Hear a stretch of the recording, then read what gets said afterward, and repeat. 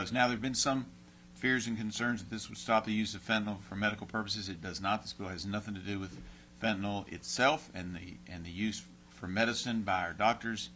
It is only the fentanyl analogs that are affected by this bill. And I now turn it over to our great whip, Tom Emmer. Thank you, Morgan, and Elise, all of us. Our thoughts and prayers are with you and all the residents of Saratoga and the great law enforcement folks that you have there. As our conference chair already indicated, we're 9 days out from the Biden administration's default deadline. And one thing remains absolutely clear. Whatever default Joe Biden is threatening is on Joe Biden. For more than 100 days, Speaker McCarthy has called on Joe Biden and Chuck Schumer to negotiate a responsible debt limit plan. What has Biden done instead? He gaslights the American people and then flees to Japan. What has Chuck Schumer done? He passed a bill naming the month of March Maple Syrup Month. Under Kevin McCarthy's leadership, House Republicans passed an American plan that responsibly raises the debt ceiling while reining in the Democrats' out-of-control spending. To this day, we're the only ones that have provided a solution to avoid default. It's now up to the president to come to the table, with some ideas so that we can make real strides to address this issue. Otherwise, pass our bill. It's over in the Senate. Perhaps the senators should come back from their short vacation and take this crisis that we've been advised is a crisis seriously. The question actually remains, what is Joe Biden and his administration willing to give to provide solutions to the debt ceiling crisis and put this country on a better financial path? If you can't answer the question, again, it is Joe Biden and the Democrats who will have to explain to every American why they decided to default for the first time in this nation's history. With that, I turn it over to our great majority leader, Steve Scalise. Thank you, Whip. And my thoughts and prayers also go to the law enforcement community in Saratoga. Last week we dedicated the whole week to National Law Enforcement Week. We pray for our men and women in uniform who keep our community safe. We know how tough of a job it is. And every day when a law enforcement officer wakes up, they know what's out there, but they also know that as they face dangers, they keep our community safe. We are praying for their safety and giving them the tools that they need. As Morgan Griffith's bill does, we are working on a number of different fronts to attack the scourge that is fentanyl. This is something that since Joe Biden opened the southern border, we have seen flood into our country. Every day in America, nearly 300 young people die from fentanyl and other related overdoses. This is a national scandal that can be stopped. It can be stopped by securing the border. The bill H.R. 2 that we passed would do that. But in the meantime, while we're seeing this flood of fentanyl continue to come in unchecked across our southern border, this Congress is taking action.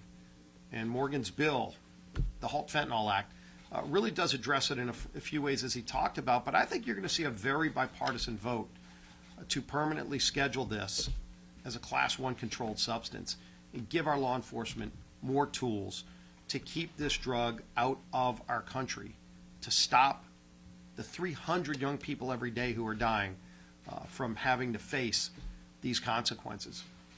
It shouldn't be here. The president can stop it today if he secures the border, but he won't do that. Something else that he hasn't done is to seriously engage in negotiations with Speaker McCarthy on the debt ceiling. We've seen it for months and months, going back to February when Speaker McCarthy got his first meeting with the president, laid out a list of things that we would do to address the debt ceiling, but also address the nation's spending problem. And let's keep in mind, when the country hits the debt ceiling, it's in essence because the credit card in the nation got maxed out. It got maxed out because Washington is spending more money than it takes in. So, of course, we say make the minimum payment, but you also, any family, would also get control over spending rather than just give another credit card to go max out. And that's really where we're at a crossroads in this negotiation. President Biden hasn't taken this seriously. He took almost 100 days off in refusing to negotiate with the Speaker. We didn't take any time off. We actually went to work saying if the president is going to just sit this out, try to run out the clock and create a debt crisis in America, Republicans will take action. And we worked for months in putting together a coalition to pass a bill that actually addresses the debt ceiling. It also addresses Washington's spending problem. And what is the answer that we're seeing in these last few days from Joe Biden? Again, continuing to run out the clock, not bringing serious ideas to the table, but actually bringing in new ideas that are non-starters. The president's actually talking about more tax hikes. We've made it very clear from the beginning, we're not going to raise taxes. Joe Biden did that in his first 2 years, and look at how that's worked out. I think it's important to point this out as Joe Biden is talking about raising taxes. Look at some of the taxes that Joe Biden has already signed into law to raise on hardworking families. These tax increases under Joe Biden's first 2 years in office are some of the reason that inflation is so high. Some of the reason why energy costs are so high for families, 40% more for household electricity rates. And people would ask, why is that? Well, in part it's because Joe Biden added $6.5 billion in taxes on natural gas. That is a direct tax increase on low and middle income families, breaking his pledge that anybody making under $400,000 a year wouldn't pay a dime in new taxes. Well, I guess he was right about the dime, because it's a lot more than a dime in new taxes than that families are paying. And I'm talking about families making under $60,000 a year who are paying this natural gas tax. You know what other tax Joe Biden signed into law that low-income families are also paying?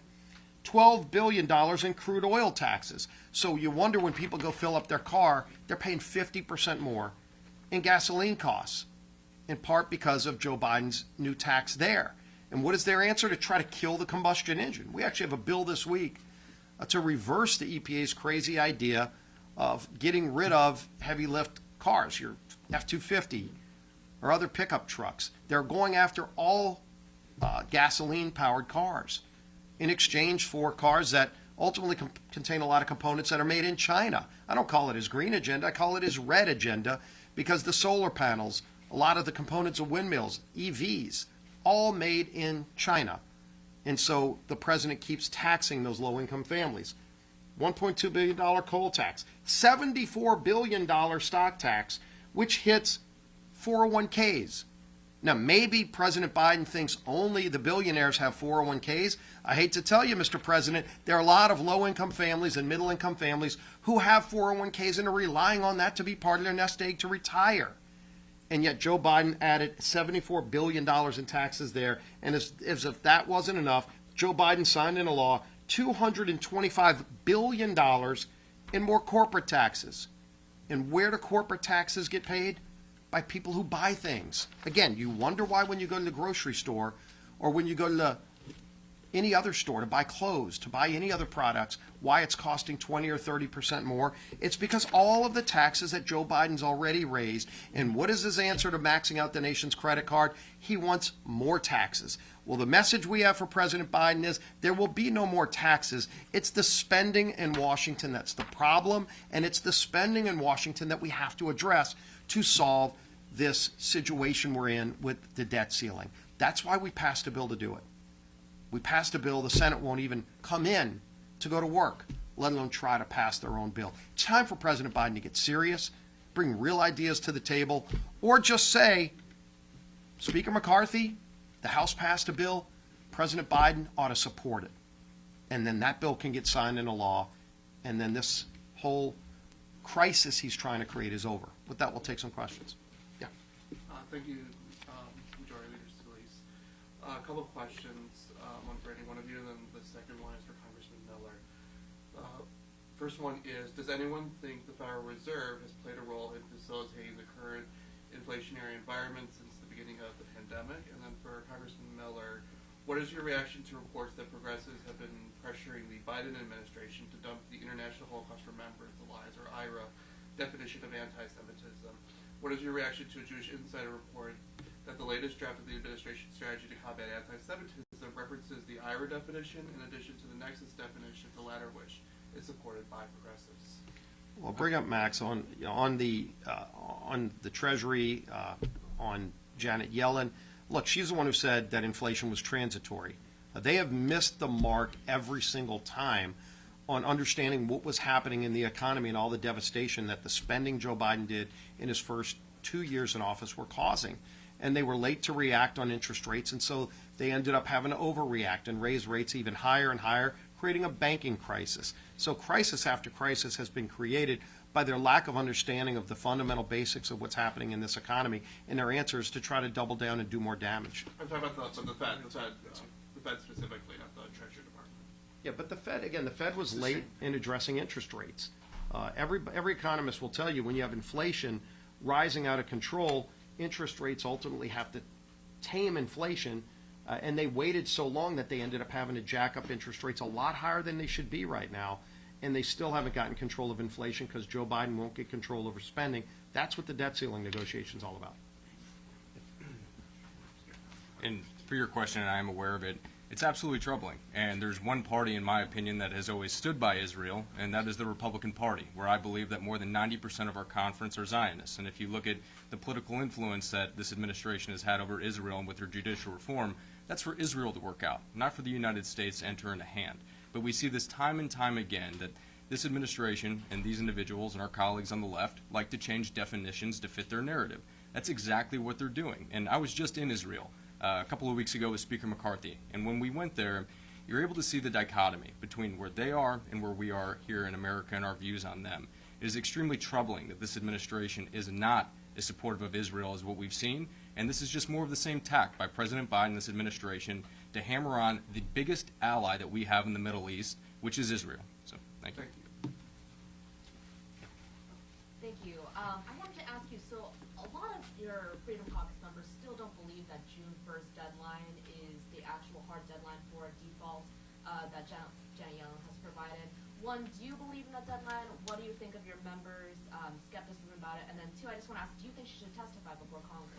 Well, we'd like to see more transparency on how they come to that date, but Janet Yellen herself actually left the door open to delaying that in her tweets yesterday. The comments that she sent out yesterday implied that it's June 1st or later, giving some openness to the idea that June 1st may not be the so-called X date. So, haven't really been able to see a lot of transparency, but it looks like they're hedging now and opening up the door to move that date back. Last question. If Secretary Yellen or the executive branch needs to prioritize what gets paid, does Congress have a say in that, or is that within the power of the executive branch to say federal workers don't get paid, Social Security checks don't go out? How does that work in your view? Well, first of all, the real solution would be to pass the bill that the House passed. I don't know what methods they have. It seems like she's indicated they've looked at some different options. Like to hear what she has to say about that. All I know is we passed a bill to resolve this. No one in the Senate has moved to try to pass legislation. Again, if they've got a different approach, Chuck Schumer's really good at trying to criticize other people's ideas. I've yet to see Chuck Schumer's idea that can pass his chamber. We came up with ideas. We actually not only talked about them, we put them on paper, and then we put the votes on the board to pass them.